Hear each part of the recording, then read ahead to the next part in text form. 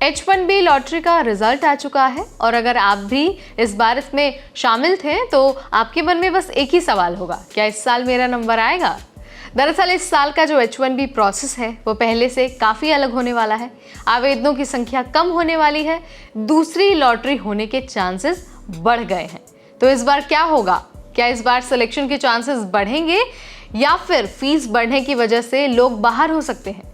क्या USCIS दूसरी lottery करेगा? आज इन सारे सवालों के आंसर हम आपको देने वाले हैं इसी वीडियो में। नमस्कार, मेरा नाम है नेहा उपाध्याय और आप देख रहे हैं NBT टेक एड।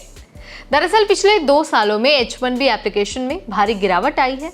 2022 में 7 लाख से ज्यादा आवेदन थे, वहीं 2023 में 4.2 लाख तक ये आवेदनों की संख्या गिर गई थी और इस बार फीस बढ़ने की वजह से संख्या और भी कम हो सकती है।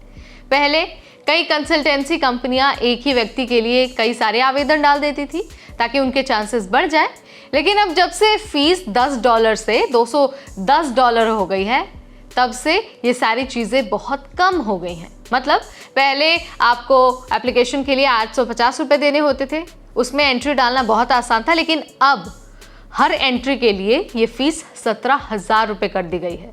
तो जाहिर सी बात है लोग तो कम अप्लाई करेंगे ही, यानी कि जिनके सिलेक्शन का चांस कम था वो अब अप्लाई नहीं करने वाले हैं। इससे क्या फर्क पड़ेगा, एक बार ये जान लीजिए।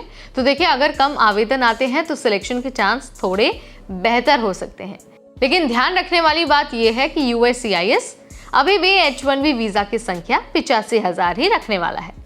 भारत से आवेदन कम क्यों होंगे, एक बार उसके बारे में जान लीजिए। तो देखिए, भारत से सबसे ज्यादा H1B आवेदन आते हैं, लेकिन इस साल कई कारणों से ये संख्या कम हो सकती है। एक तो सबसे पहली बात है फीस में बढ़ोतरी हो गई है। पहले जहां 850 रुपए में अप्लाई हो जाता था, अब वहीं एप्लीकेशन के लिए 17,000 रुपए लगेंगे। OPT स्टूडेंट्स के लिए आवेदन कम होंगे। बड़ी कंपनियां हर OPT वाले के लिए H1B नहीं डाल रही हैं। H1B के खिलाफ अमेरिका में नाराजगी बढ़ रही है, जिससे बड़ी टेक कंपनियां भी एप्लीकेशन कम ही डालेंगी। कई अमेरिकी लोकल हायरिंग को बढ़ावा देने की भी मांग कर रहे हैं।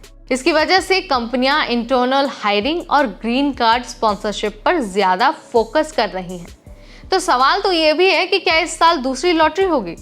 तो देखिए, दूसरी लॉटरी का चांस तो इस बार काफी ज्यादा है। पिछले साल USCIS को 2 बार लॉटरी करनी पड़ी थी क्योंकि लोग आवेदन के बाद प्रोसेस पूरा नहीं कर रहे थे। अगर इस साल भी कम लोग सिलेक्ट होते हैं या फिर H1B वीजा ज्यादा रिजेक्ट होते हैं तो दूसरी लॉटरी हो सकती है।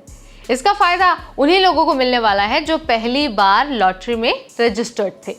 ट्रम्प की अगर हम पिछले कार्यकाल को देखें तो RFE यानी कि रिक्वेस्ट फॉर एविडेंस बढ़ गया था, अधिक आवेदन रिजेक्ट किए गए थे और वहीं कई लोगों को H1B के बावजूद अमेरिका में कई दिक्कतें आई थी। इस बार भी जब ट्रम्प सत्ता में आए हैं तो सारी चीजें फिर से रिपीट हो रही हैं। ट्रम्प और उनके सपोर्टर्स का ये मानना है कि H1B की वजह से अमेरिकी लोगों की नौकरियां छीनी जा रही हैं। इसका मतलब H1B को लेकर ज्यादा रिजेक्शन आ सकते हैं।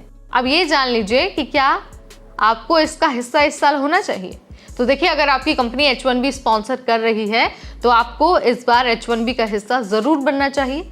अगर आपको लगता है कि आपकी स्ट्रॉन्ग प्रोफाइल है तो भी आप चांस ले सकते हैं, लेकिन अगर आप सिर्फ लॉटरी में सट्टा लगाने के लिए अप्लाई करने के लिए सोच रहे हैं तो शायद आपको इस पर दोबारा विचार करना पड़ेगा।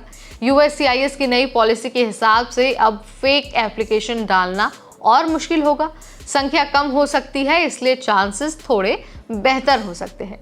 इसके अलावा दूसरी लॉटरी भी संभव है जो लोगों को फायदा दे सकती है। फीस बढ़ने से स्पैम एंट्रीज कम होने वाली है। तो यहाँ पर मैंने आपको आसान भाषा में सारी चीज़ें बता दिया है, समझा दिया है।